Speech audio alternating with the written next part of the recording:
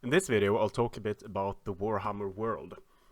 The entire world, not just the old world that you are going to be playing in the beginning of the release of Total War Warhammer, and also possibilities for where it would be natural for the Creative Assembly to expand the map, because they have said that the map is going to be expanded to be the biggest map ever for a Total War title.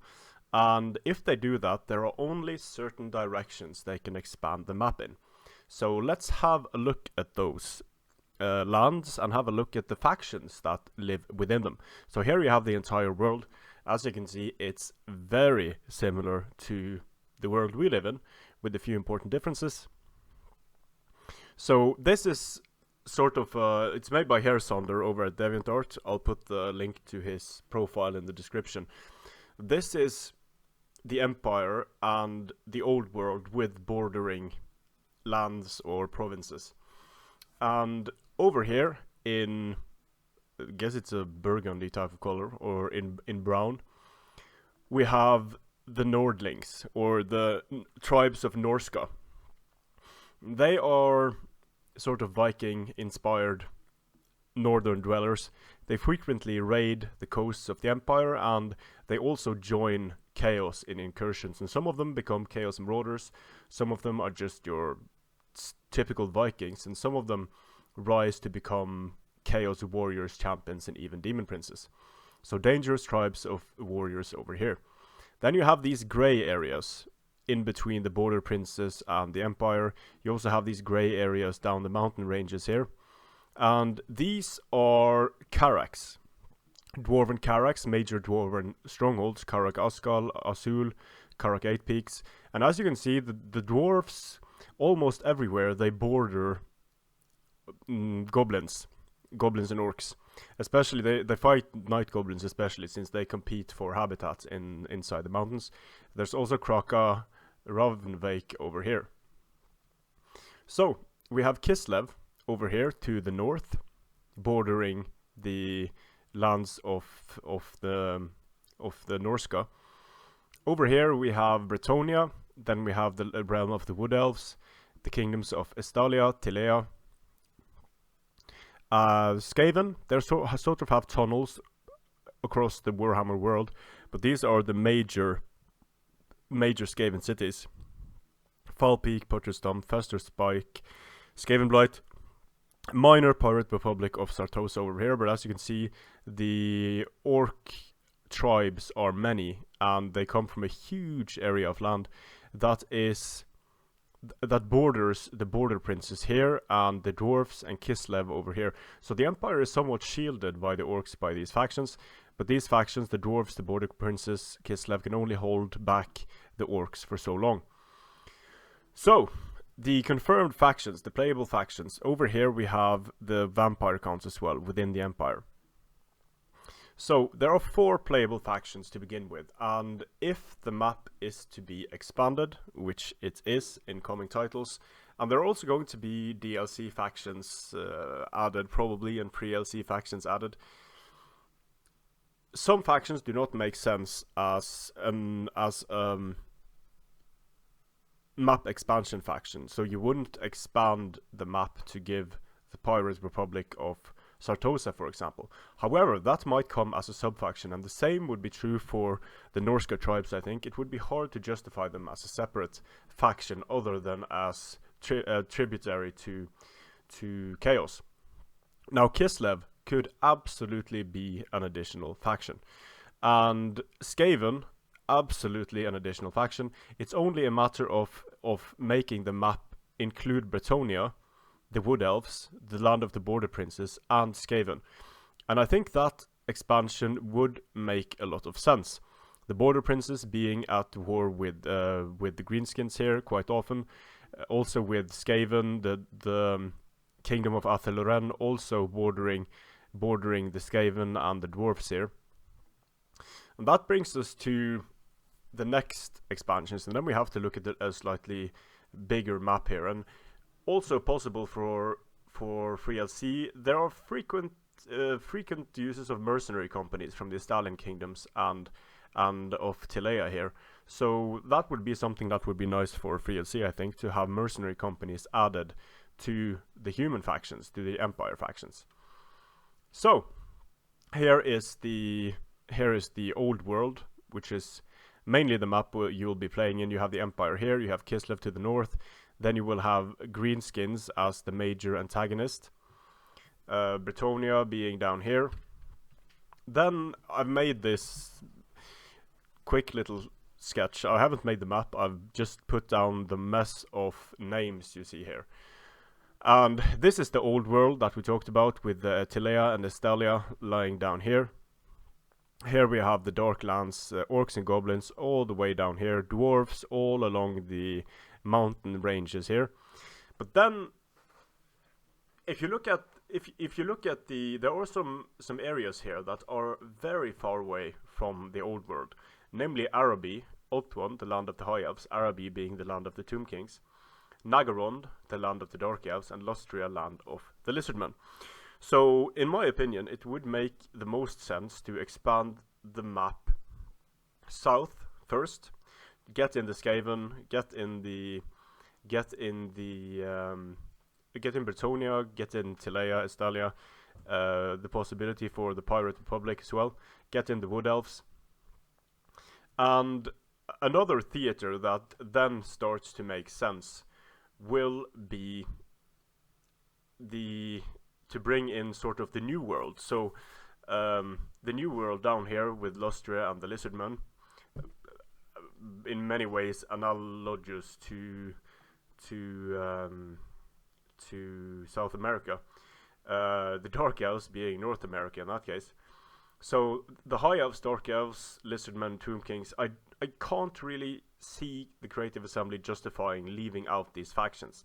The Tomb Kings, possibly, because they are sort of a dormant faction that doesn't really expand too much. They are content to stay here. There will be a time when the Tomb Kings rise and they go to reclaim lost lands and such, but they are undead. They are sort of landlocked here in Araby.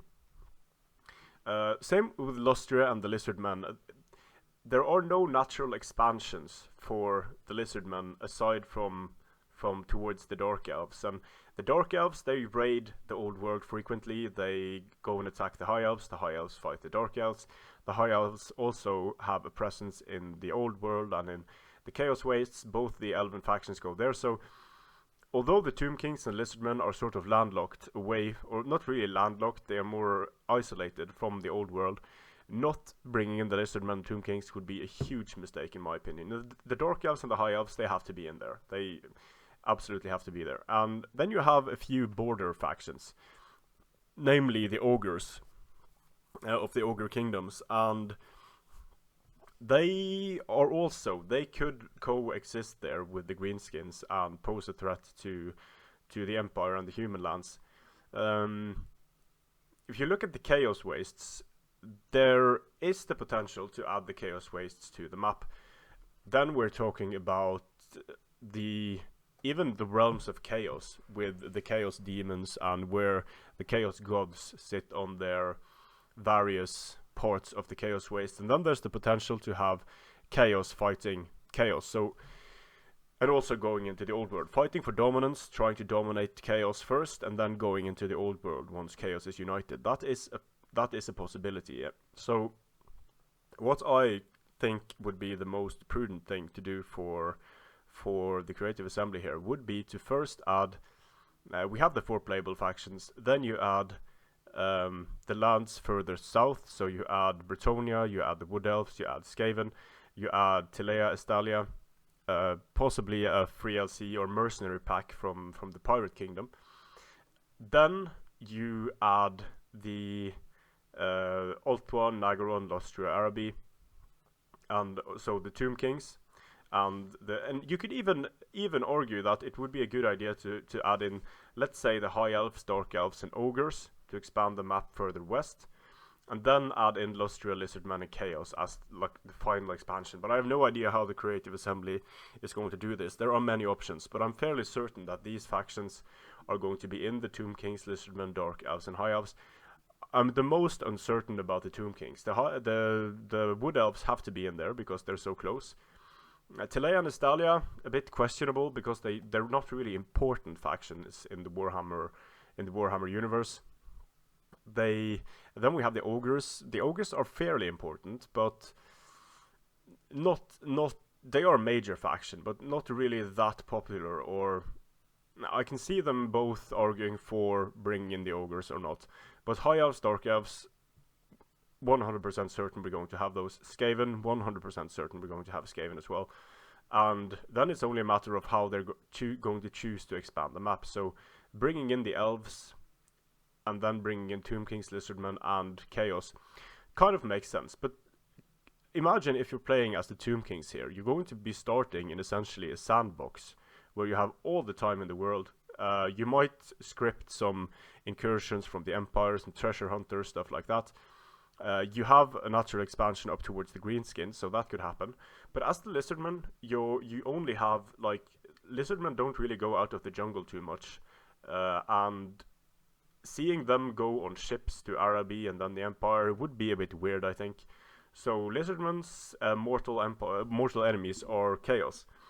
So there could be the potential for the Lizardmen to go up against the Dark Elves and go into Chaos and go down that way. But Lizardmen are sort of the good guys, and the evil guys will be the ogres. Not all ogres, but the Ogre Kingdom certainly, and the Greenskins, Skavens, Vampire Counts, Dark Elves, and everything Chaos. Tomb Kings, sort of neutral. They don't bother anyone too much. But there are some areas of land that I haven't named and that we probably won't see, like the furthest south here and over here towards Katai and Nippon, so India, Japan. Those factions, sort of Asian cultures, I don't see them being brought in. But the ones I've marked down here, I'm pretty sure they're going to be marked in. And with the Dark Elves, you could just have a small part of Nagarond here. Same with the Lizardmen, you could just have the coastline here, and the same with Araby really. You could have the coastline and make for a more dynamic map. But then we have the question of naval combat. Is naval combat going to be a thing? Because then we're talking about making whole new mechanics. Flying units in naval combat could be really cool, but once again, I don't think the Creative Assembly is going to focus on that. So sort of an overview of where things lie, where the major factions are from. And as you can see in the old world is the hotspot for everything. It's basically the Europe of the Warhammer world, where many peoples and many peoples and races meet in this small area. And there's the natural expansion for both Chaos, natural expansion for the orcs, and a huge coast that can be raided by Dark Elves and such. So we also have Albion over here, which is a small magical island shrouded in mist. Not really small, but compared to Ulthuan, it's small. So there you have it, a few of the major factions, and the way I think it would make sense to expand the map from the old world in coming titles, but we'll see. I think what it builds up to here is a clash of sort of good between evil, chaos between chaos and the rest of the world. That would make sense from a lore perspective, sort of the end times where the forces of evil join up with the forces of good and have an epic battle that ends in the Warhammer world ending and everyone getting mad as hell, because what the hell did Games Workshop even think of? If you think the Creative Assembly is bad in terms of messing things up, Games Workshop has an impressive track record of making something great and then just breaking it to pieces. But I'm sure it makes them money. Strength and honor.